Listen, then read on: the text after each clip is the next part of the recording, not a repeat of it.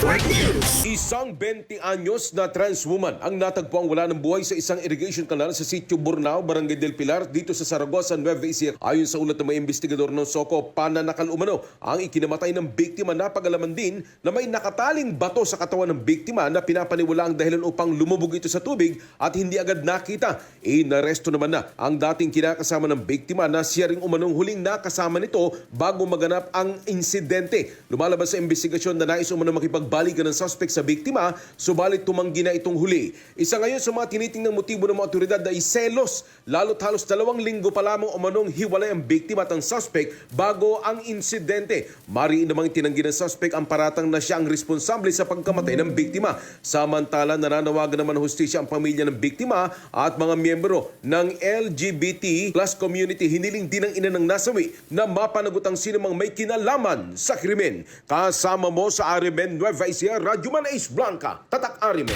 RMN Network News.